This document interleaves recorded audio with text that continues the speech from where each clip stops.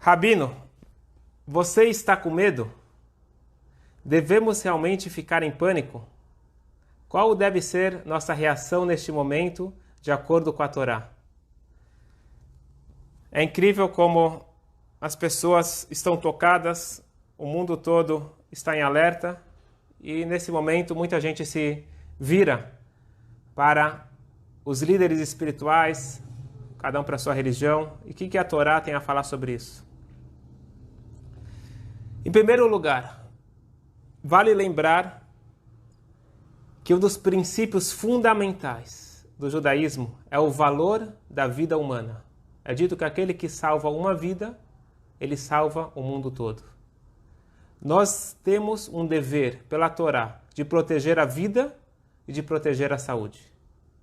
Então, antes de início de conversa, nós precisamos saber que devemos seguir tudo, mas tudo que é orientado. Óbvio que tem muitas informações, tem muita fake news, mas nós devemos procurar órgãos confiáveis, falar com os nossos médicos e seguir todas as diretrizes. Então isso não tem dúvida e essa é uma orientação da Torá. Quando se trata de saúde, devemos escutar a voz daquele que entende. Porém, ao mesmo tempo, um dos principais fundamentos da nossa fé é justamente ter fé, ter confiança em Deus. Isso significa que se nós tomarmos o cuidado necessário, o cuidado que os médicos, que os órgãos da saúde mundiais recomendam, Deus vai fazer a parte dele. Nós fazemos a nossa parte e ele faz a parte dele. Pânico é totalmente, mas totalmente contra o pensamento judaico. Eu queria falar algo mais aqui. Pela Kabbalah, tem uma frase do rei Davi, dos Salmos, Hashem tzilcha.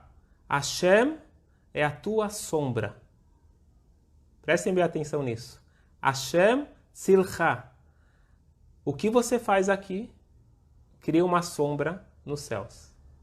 Se você está triste, se você está com medo, se você entra em pânico, aqui você está fechando, vamos falar do lado positivo. Se você sorri aqui embaixo, você faz com que Deus sorria. Você faz com que os canais espirituais se abram e tragam todos os bons fluidos. Então, a primeira coisa que nós precisamos fazer agora é deixar de ter pânico, deixar de ter medo. Medo, não. Precauções, sim. E se você analisar tanto do ponto de vista individual e tanto do ponto de vista comunitário, toda vez que o pânico entra em cena, as consequências não são boas. Vamos falar um pouco do povo judeu. O povo judeu, ele entra em pânico logo depois que ele recebe a Torá. Cadê Moshe? Moshe sumiu. E com isso, a consequência foi desastrosa. O bezerro de ouro, que nós pagamos até hoje, as consequências de um pânico desnecessário, porque se eles esperassem mais algumas horas, Moshe voltaria. A história continua. Um pouco tempo depois, os espiões, novamente o povo entra em pânico.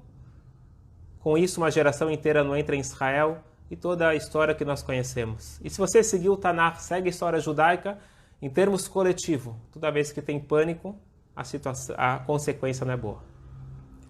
Eu vejo também no indivíduo. Para pensar. O famoso Viktor Frankl, aluno de Freud, criador da logoterapia, ele chegou justamente nessa conclusão. Quem foi que sobreviveu? Quem foi que conseguiu superar? E lá tinha motivo para pânico.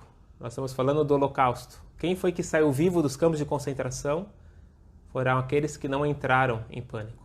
Foram aqueles que entenderam que tem algo maior nesse mundo, tem alguém cuidando de nós, tem um propósito, tem um objetivo final.